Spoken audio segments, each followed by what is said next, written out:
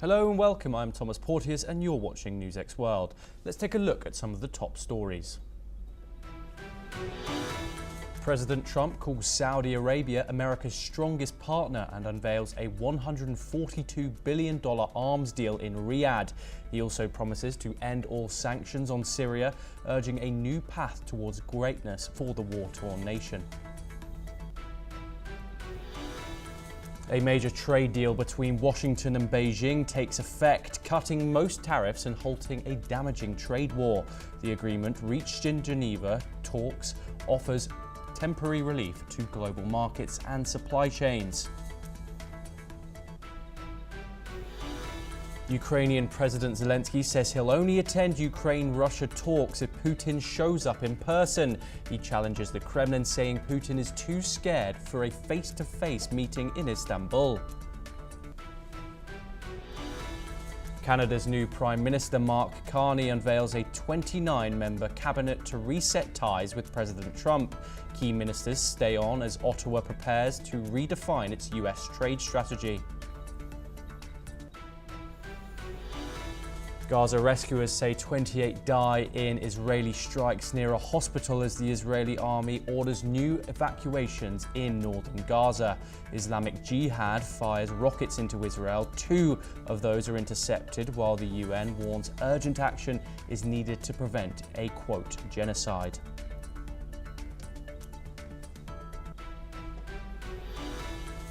US President Donald Trump warns Iran will never get a nuclear weapon, accusing Tehran of spreading chaos across the region. He offers a final warning or a door to diplomacy, urging Iran to choose peace over terror.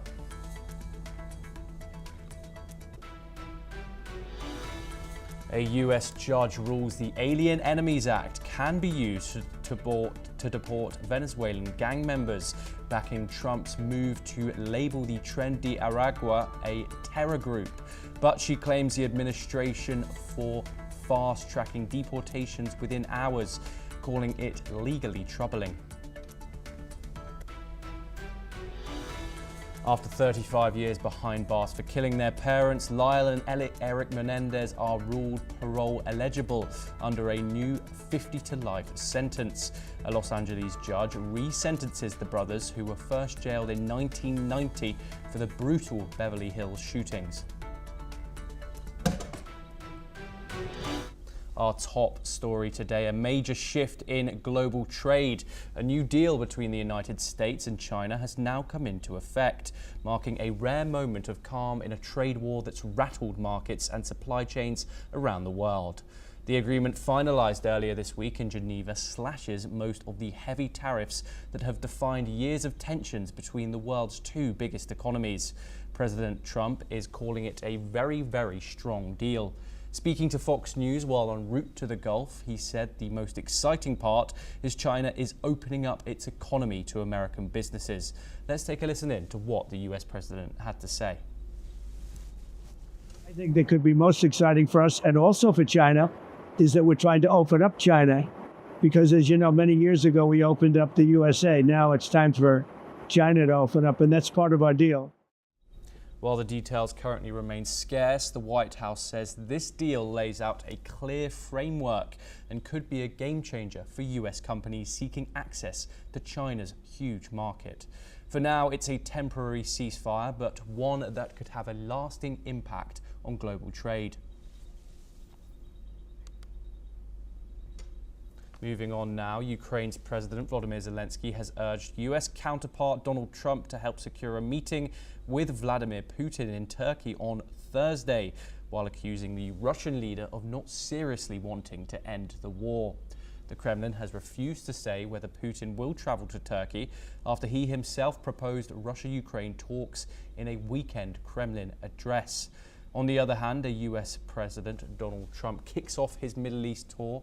He said that in Riyadh, US Secretary of State Marco Rubio will be in the US delegation at the peace talks in Istanbul, which could yield pretty good results. Here's what he said.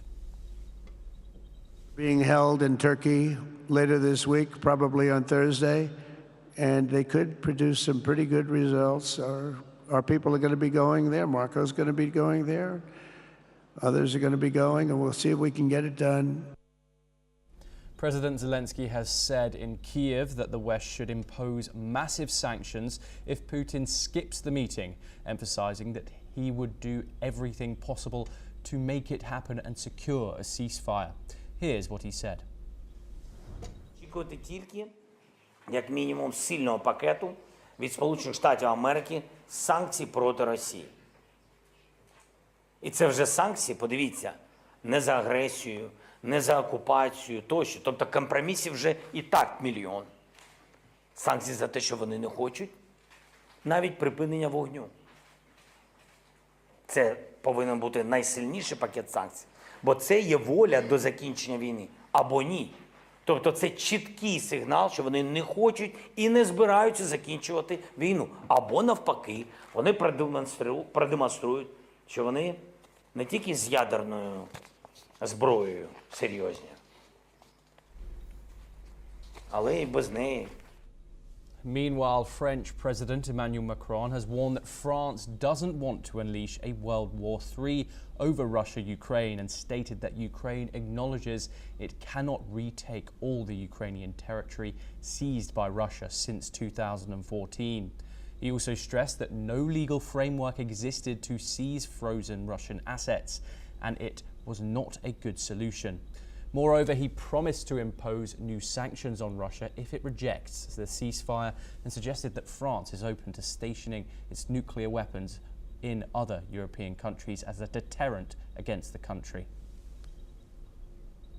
We're now joined by Glenn Grant, ex-advisor to Defence Minister of Ukraine, located in Riga, Latvia. Thank you very much for joining us, Glenn Grant, on the programme. Yeah, thank you. Glenn, do you think Zelensky's Putin must show up condition strengthens Ukraine's hand, or does it risk Moscow stalling talks entirely? I think those two things are connected, actually. I mean, Putin has made it clear that they're not going to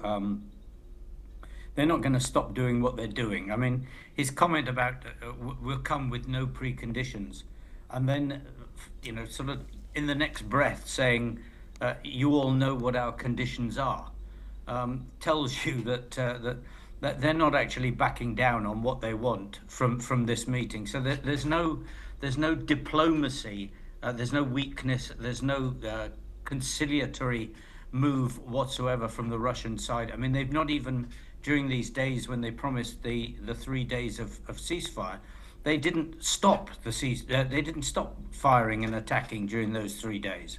So I think we can be pretty sure that Putin's idea is to stall and to gain time for something else. Zelensky is playing a hard game because he wants Trump to be involved, obviously, and he wants Trump to see that Zelensky will compromise. But you know, if Putin doesn't turn up, there's no discussion with Lavrov. We've all seen Lavrov the last 7 to 8 years. Lavrov is you know, he's dead in the water. He doesn't do anything. He just parrots Putin's words. Glenn, what are your thoughts on French President Emmanuel Macron admitting to Ukraine the possibility of making concessions, whether that's Crimea, which was annexed in 2014, or other territories taken by Russia during this war? Well, come on. Macron is as weak as it's possible to be for a president. He goes up and down like a yo-yo. He shows hardness when he's with Zelensky, and then as soon as he goes away, he backpedals as fast as he can.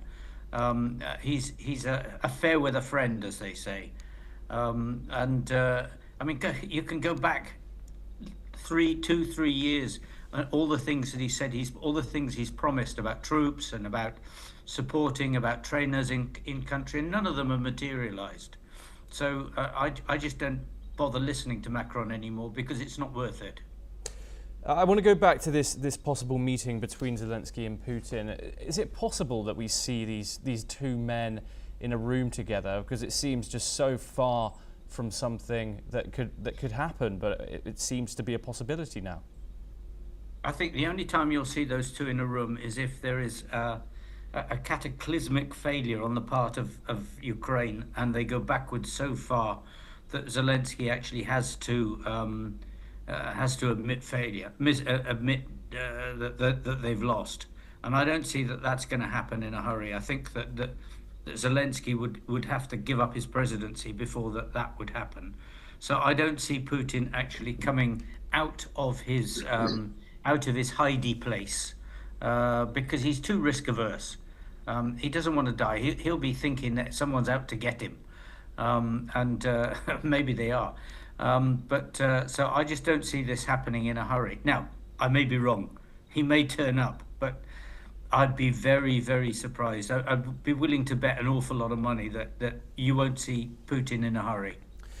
Glenn, obviously there's been a lot of talks about the possibility of this 30-day ceasefire. Do you think the international community is putting enough pressure on Moscow to agree to it?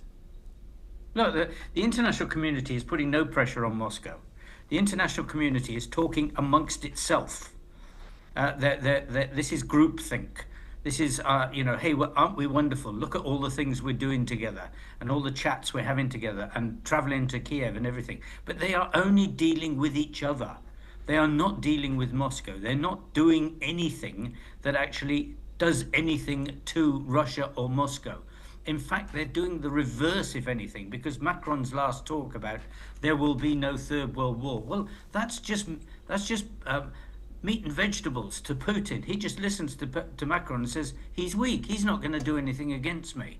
So actually, the West is failing badly to frighten or worry Putin and Russia in general in any way, shape, or form, including the sanctions. What sanctions are they going to do? They've not done them in 11 years. So what are they about to do now?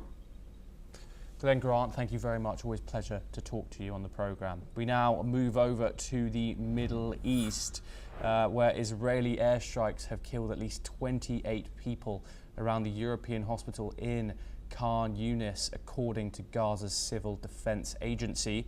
Spokesman Mahmoud Bassal confirmed that rescue crews recovered the bodies from the area. Israel's military has urged residents in multiple northern Gaza locations to evacuate immediately ahead of a planned attack. Military spokesman Avichai Aradavi warned on social media that the IDF would strike any location used to launch rockets and urged civilians to seek shelter in Gaza City. French President Macron has slammed Israeli Prime Minister Benjamin Netanyahu for blocking aid to Palestinians in Gaza. Speaking to the TF1, Macron called Netanyahu's actions unacceptable and shameful, highlighting the lack of water, medicine and access for wounded civilians and medical staff. UN Secretary Under General for Humanitarian Affairs Tom Fletcher has demanded that Israel lift its aid blockade on Gaza. Fletcher said Israel's offensive has killed tens of thousands and devastated the enclave. Let's listen in to what he said. Israel is deliberately and unashamedly imposing inhumane conditions on civilians in the occupied Palestinian territory. For more than 10 weeks, nothing has entered Gaza, no food, medicine, water or tents. The armed wing of Islamic Jihad claimed responsibility for rocket attacks on southern Israel, targeting Ashdod, Ashkelon, Serdot and other areas near the Gaza border. This comes after the Israeli military reported intercepting 2 projectiles, with a third landing in an open area. Israel's military confirmed that it had intercepted these 2 projectiles from Gaza, while a third fell without causing any damage. The incident prompted sirens in communities near the Gaza Strip, but no injuries were reported.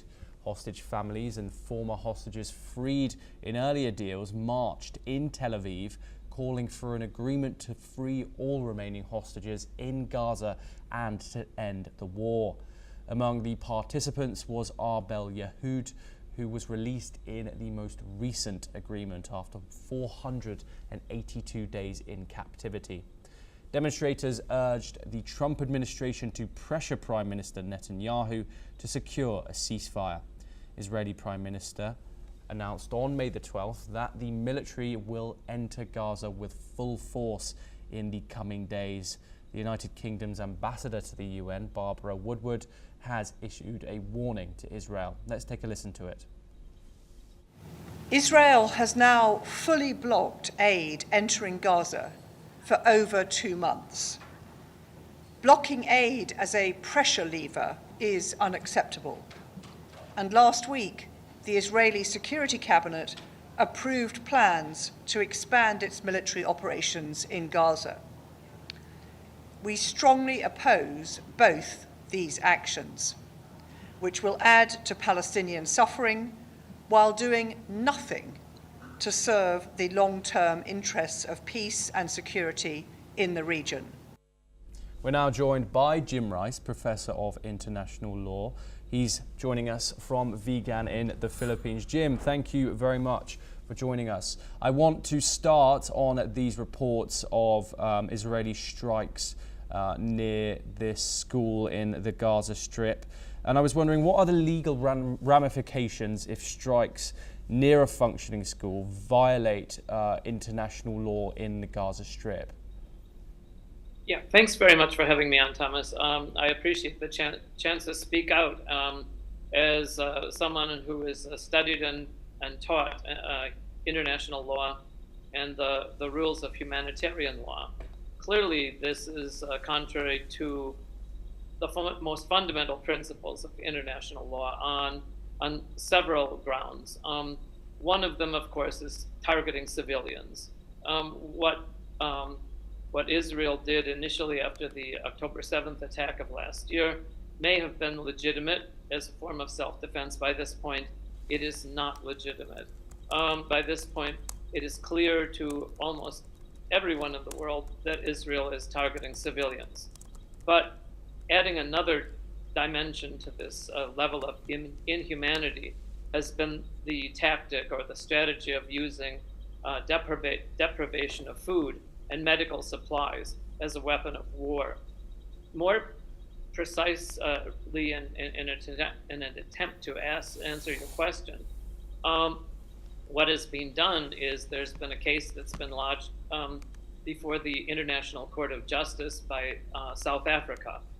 And I noticed that the most recent ruling by the ICJ has been to deliver the state of Israel a deadline of the 25th of July of this year for them to file their memoriam in order to answer the case put by South Africa. Thus far, Israel has chosen to boycott the proceedings. Jim, we are hearing reports every day, almost every day, from bodies like the United Nations speaking out against Israel's actions, whether that be the blockade, which has been in place now for 2 months, whether that be the expansion of this military operation that was announced about a week ago now.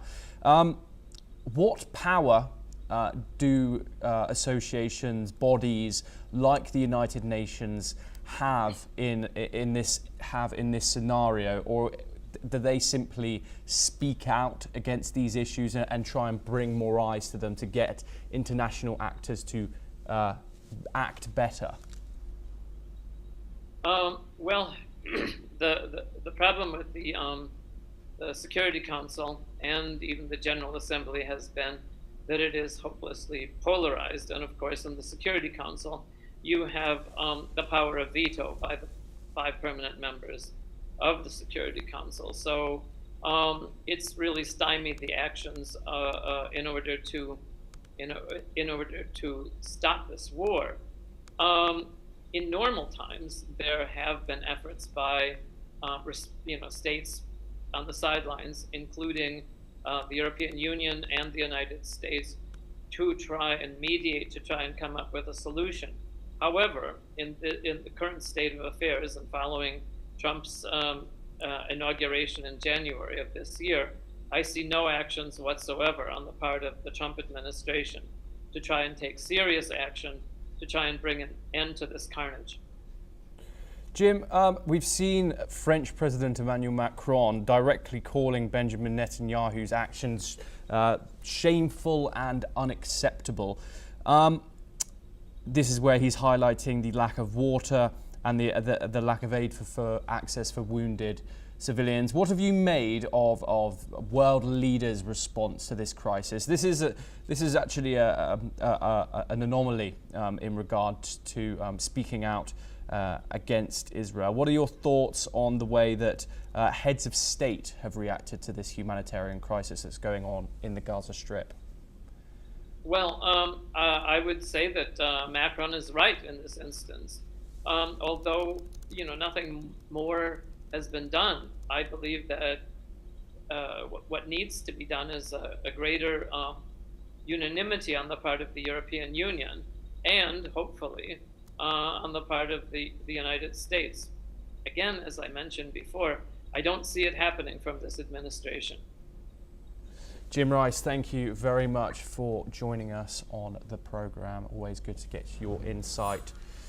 We stay in the region now in the Middle East, where Israel's military intercepted a missile launched from Yemen yesterday, with air raid sirens and explosions reported near Jerusalem.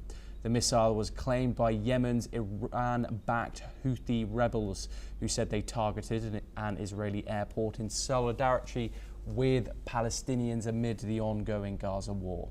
The Houthis have repeatedly attacked Israel and Red Sea shipping since the conflict began in October of 2023. Earlier this month, they struck near Israel's Ben Gurion airport, injuring several and damaging infrastructure. Israel retaliated with strikes on Sana'a airport and power stations in Houthi-controlled Yemen. Another missile was also intercepted and claimed by the Houthis.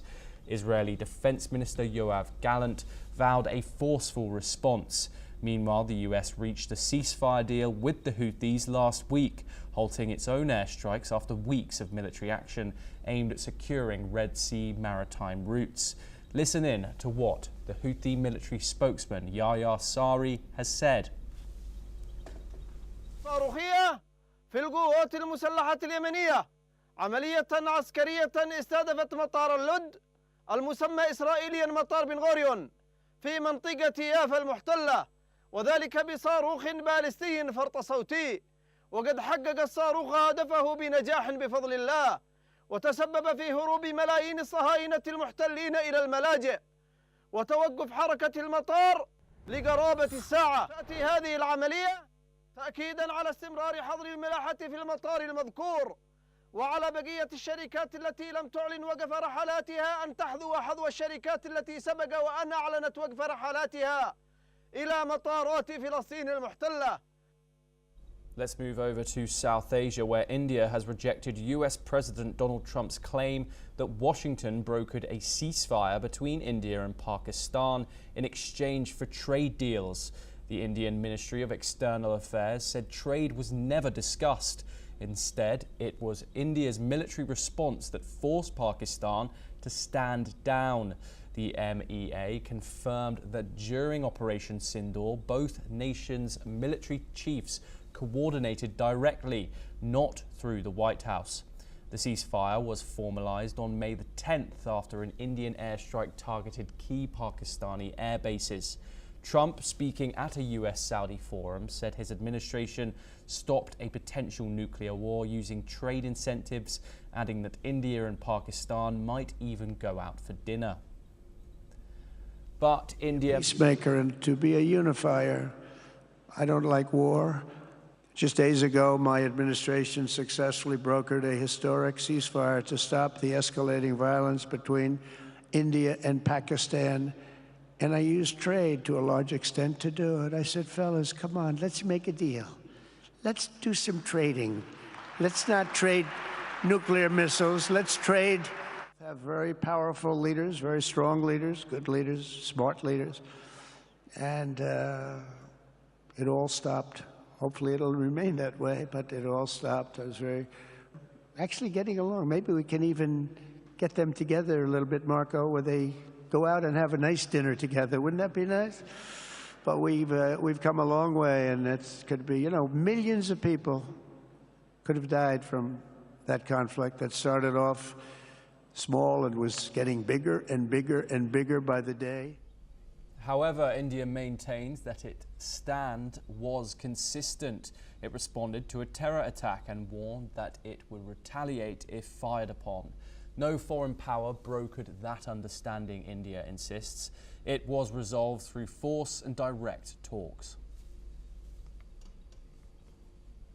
We now turn back to the Middle East, where in a major policy shift, US President Donald Trump announced yesterday that he would lift all US sanctions on Syria at the request of Saudi Crown Prince Mohammed bin Salman ahead of a meeting with Syria's Islamist President Ahmed al-Shara in Saudi Arabia.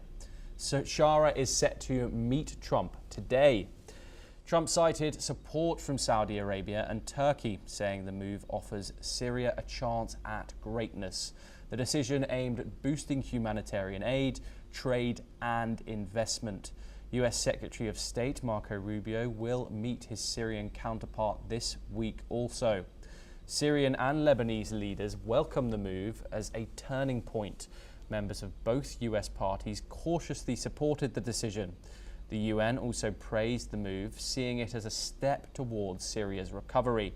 Sanctions had previously isolated Syria financially and politically, placing it among the most heavily restricted nations globally. Let's take a listen in to what the US president said. I will be ordering the cessation of sanctions against Syria in order to give them a chance at greatness. Likewise, in Syria, which has seen so much misery and death, there is a new government that will hopefully succeed in stabilizing the country and keeping peace. That's what we want to see in Syria.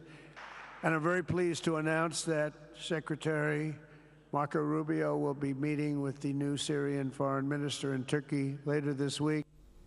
Well, that's all we have time for. We will continue to bring you more news updates from around the world.